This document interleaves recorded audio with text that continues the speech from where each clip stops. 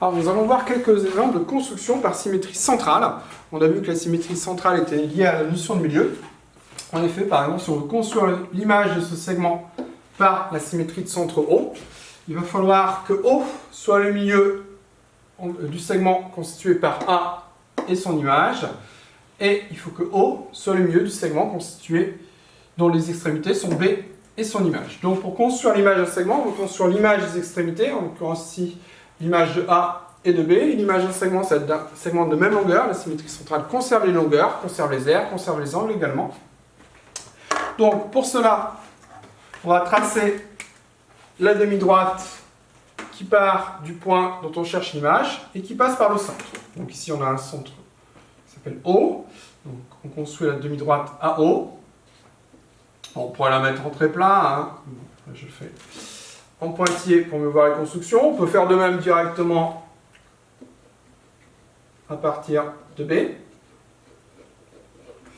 Ensuite, on doit reporter les longueurs. Donc attention, la longueur OA, elle va être reportée sur AO, hein, et non pas par rapport à l'autre point, pas confondre.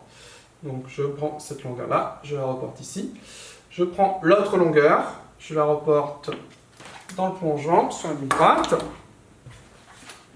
Donc ici, je vais avoir le point B', ici je vais avoir le point que je peux appeler A', donc qui sont les images de A et de B. Je trace le segment A'B'. L'image du segment AB, c'est le segment A'B', qui a exactement la même longueur, hein. Ces longueurs-ci sont identiques.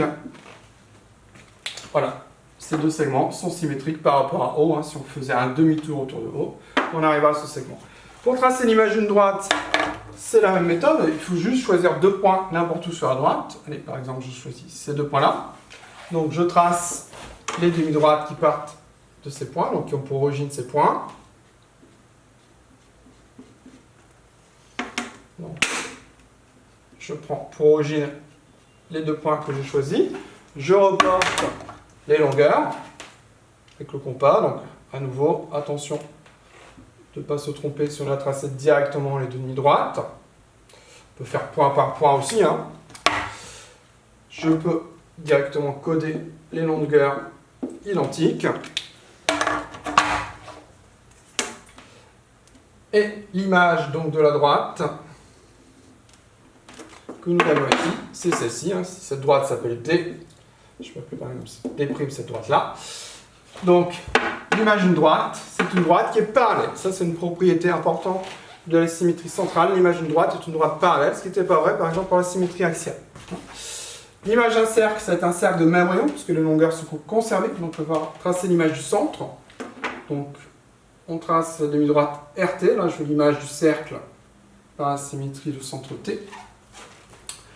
Donc, je reporte la longueur pour trouver l'image du cercle. Ah, je n'ai pas tracé assez. C'est pas grave, on prolonge. Voilà, je note R', l'image du centre. Ensuite, le rayon doit être conservé, puisque la symétrie centrale conserve les longueurs.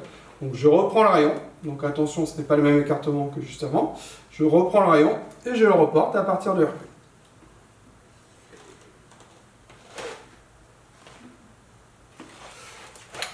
J'ai bien deux cercles qui ont le même rayon, hein. Cette longueur-ci est la même que celle-ci, hein. On va rajouter un codage si on veut pour préciser. Voilà, l'image d'un segment est un segment de même longueur, l'image d'une droite est une droite parallèle, l'image d'un cercle est un cercle de même rayon. Voilà quelques-unes des constructions à savoir faire sur la symétrie centrale.